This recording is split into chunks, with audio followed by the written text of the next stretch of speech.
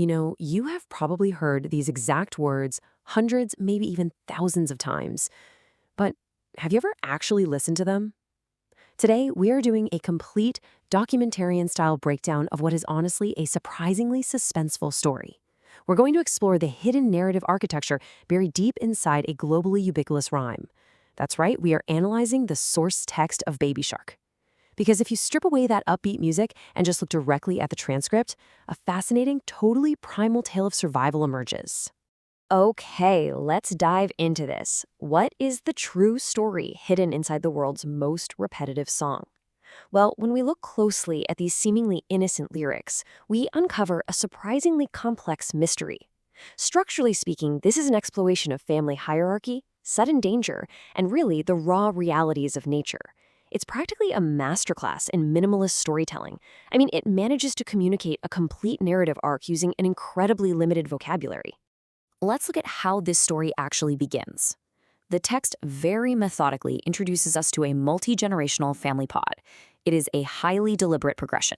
Beat 1, Baby Shark. Beat 2, Mommy Shark. Beat 3, Daddy Shark. Beat 4, Grandma Shark. And finally, Beat 5, Grandpa Shark.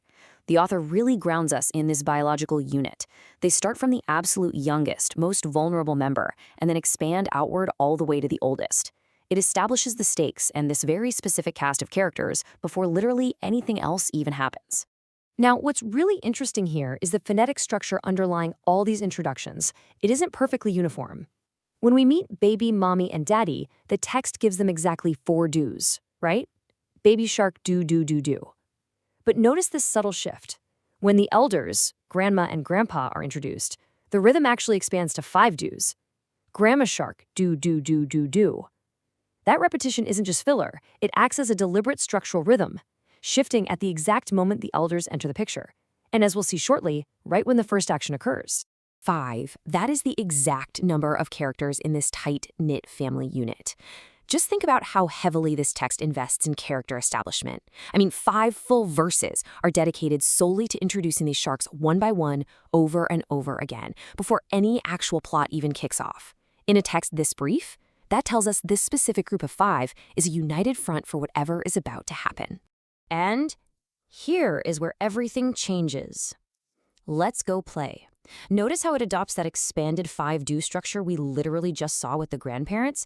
This specific lyric acts as the inciting incident of our entire narrative. Because, for 5 verses, these characters just existed in the static state of pure being.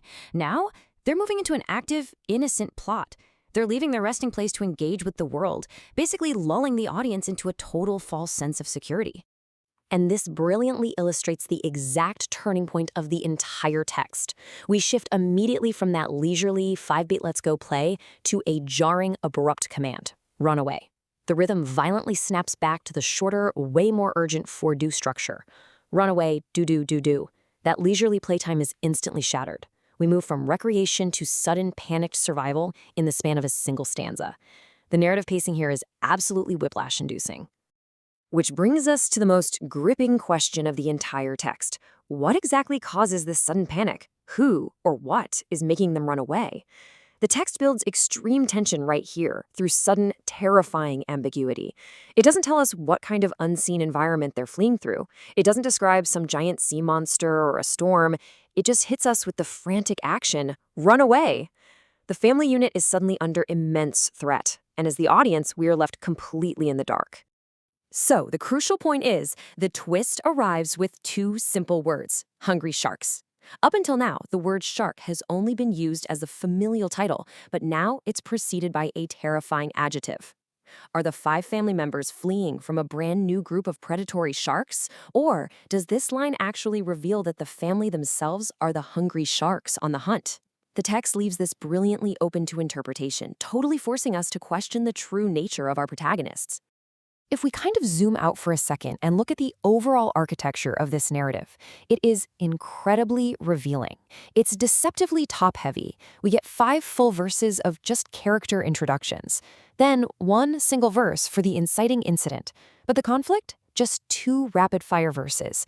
The action sequence is remarkably chaotic and incredibly compressed compared to that long, slow buildup.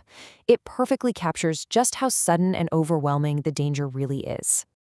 Let's move on and see how this builds to its brutal climax. Step 1, run away. Step 2, hungry sharks. Step 3, feed the sharks. It is a rapid, relentless progression of nature just unfolding right in front of us. The pacing of the text perfectly matches the frantic energy of a chase in the wild. And honestly, whether our family is the predator or the prey, this 3-step sequence guarantees a collision. Someone is running, someone is hungry, and someone is about to be fed. To feed. By definition, to give food to supply with nourishment. Feed the sharks, do-do-do-do-do. This right here is where the true crime suspense of this seemingly simple rhyme completely peaks. It's a definitive primal resolution to the conflict introduced just moments before.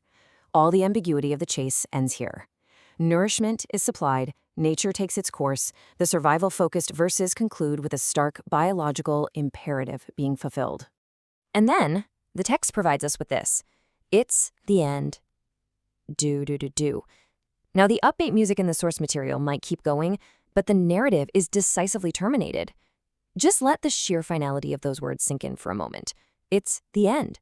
There's no epilogue. There is absolutely no reflection on what just happened in the dark depths of the water. The event is over, the hunger is sated, and the story simply ceases to be. Which leaves us with one final, provocative thought. Think back on the journey we just took. 5 characters introduced, a sudden urge to play, a frantic flight, a feeding. Ask yourself, who were the real hungry sharks? Were baby, mommy, and daddy the victims, desperately trying to escape? Or were they the victors, closing in on their prey? It completely changes the story, doesn't it? The next time you hear a simple rhyme, listen closely, because you never really know what's hiding in the deep.